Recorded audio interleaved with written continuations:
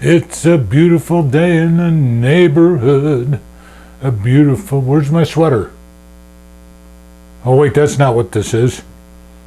Think about this for a minute. What decisions in your life have you made for yourself? And what decisions in your life have been made for you? Most of the time, most of the things that happen in our life were decisions that were made for us. And we choose to not make a decision, that's really making a decision. It might sound like Abbott and Costello here, and who's on first. You choose not to make a decision, it's a decision. So who made the decision of the decision? And if it's a decision, then who made the decision? So if you decide not to choose, did you choose to decide not to choose? But think about that. What decisions have you made for yourself in your life? And what decisions in life were made for you? I'm an automotive sales professional by career. And I listen to sales guys throughout my career, and I hear this even now when I go into dealerships. Salespeople who are constantly looking for something else to do. If something goes bad, I'm going to quit doing this. I just don't want to do it anymore. It's just rough. I hate this job. If I could do something else. If somebody offered them a job for $3,000 a month salary, they would leave you. What kind of career choice is that? They've made a decision not to choose what they want to do with their life. 98 people out of 100 are in a career that they didn't choose for themselves. Their career chose them. Now, is that bad? I don't know. For some, it's not. At some point, they made the conscious choice to stay in that career. I guess that's what it is. I started in the automotive industry back in 1981. I moved to California with my wife with the idea that I was going to go back to school because the state colleges in California were cheaper, and a friend of mine's dad lived in Fresno, so we moved to a little town, not a little town, but a town called Clovis. I needed a job, so I went and applied, but a couple of jobs, and went and applied to be a car salesman because it said I could make a lot of money and I'd get a free car to drive. I go, whoa, new car to drive? I've never had a new car in my life. How cool would that be? So I went in and applied, and they hired me on the spot. I'm thinking, oh, I'm all that. I am the man until I come back to work the next day for the first time, and there's 10 other guys just like me, and they trained me by saying, here, get out there, bring customers in here. That's it, and I get to work. I was 110. Hot, man. And I didn't consciously make a choice that selling cars was going to be my career. I still wanted to go to school, at least I thought. I hadn't really made up my mind yet. And so choices were getting made for me that changed my life trajectory. And unfortunately for me, I didn't choose to be a car salesman. I chose not to go back to school. I made some money selling cars, so I liked it, but I never really made the decision that that's what it is. And I was one of the 98 out of 100 whose career chose them. And because of that, if you're that way in sales, it's a roller coaster. And I was up, I was down, I was up, I was down. I was broke. I wasn't broke. Had a lot of money. I didn't have a lot of money. Had a bar tab down at the elbow room, took all my money, then I had no money. It was rags to riches all the time, and I hated it. I constantly thought, when I didn't have money, about what else I could do to get out of this business and go do something else. But I didn't have the discipline to make that choice, so I let the career choose for me, and that's what it did.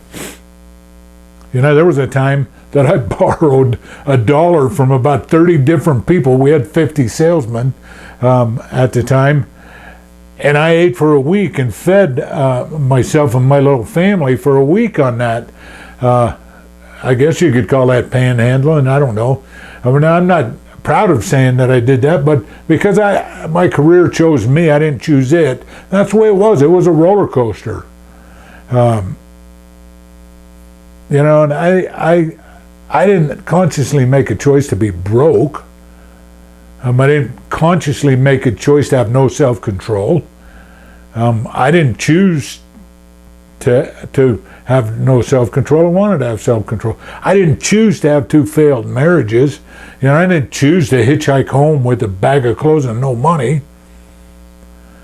But after all of that in 1988, and it took me a few years, I admit, I decided, and you'll notice that I say I decided, I made the choice as I laid that line down in the room, and I wasn't laying on the floor crying to myself or doing anything. I just made a choice. You know what, Bob? It's time. You need to decide to get your ass out of this or into it, and you need to be all in if you are. And nobody taught me. I came across this by myself. I laid down that line, I stepped across it, I made a choice that automotive sales was my career. This is 2019 now. This was 1988, so it was 31 years ago. And let me tell you what, it changed my life. Miracles started to happen. Great things came about because of that. I found management. I found how to train teams. I learned from one great mentor about what it means to take care of customers and salespeople and mentor them and help them. And I found a purpose in life, and it was amazing. And you know what I did? Because I made a choice. I made the choice. And when you make a choice, all those peripheral decisions are already made for you. But again, 98 out of 100, and I was in that 98, are in a career that they didn't choose, it chose them. And unfortunately for us, most of us don't know how to make a choice. Here's a good example of it. We make a choice that we're going to exercise more. We all want to do that. We want to lose weight, exercise more. So what do? We go join VASA. We send off for Weight Watchers. We join a Weight Watchers group.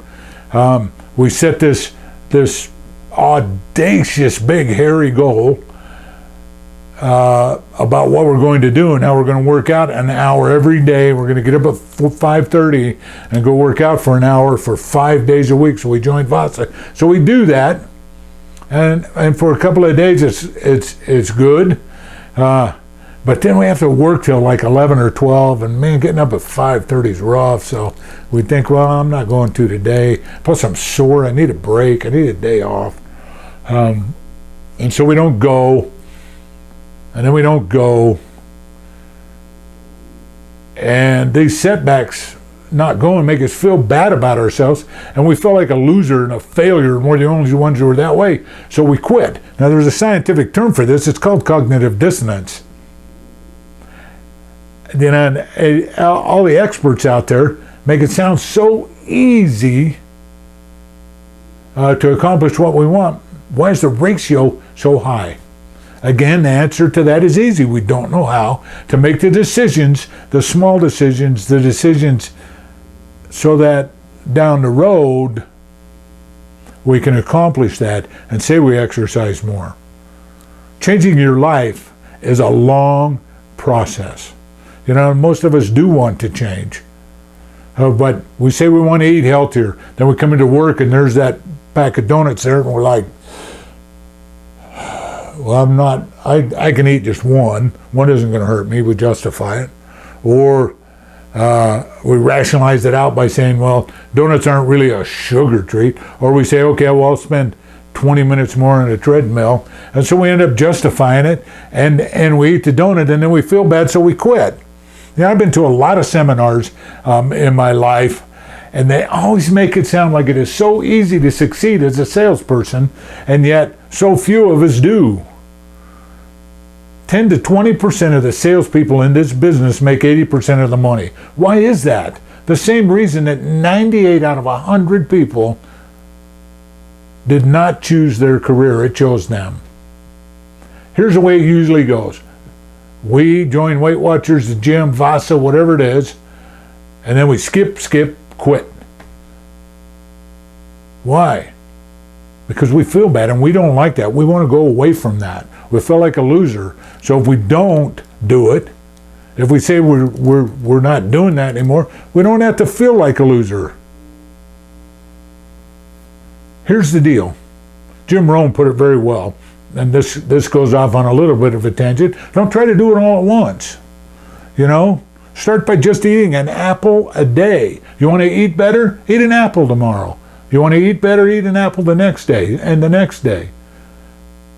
And now, in the true sense of the word, you're reaching your goal. You're eating better. That's how simple it is. Break it down and so that it is easy.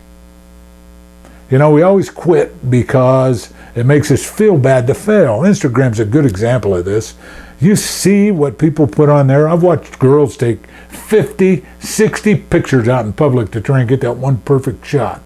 That's not their life. That's not true. They've failed at it and it makes them feel bad, so they try to find one that makes them feel good. You know, everybody else succeeds. That's what it looks like, so I'm a loser. You want to change your life? It is that easy. Is it worth an investment in the rest of your life? To change your income, change your marriage, change your attitude, change your view of the world? Invest in your future. Now's the time. You owe it to yourself. You owe it to yourself to change your life now.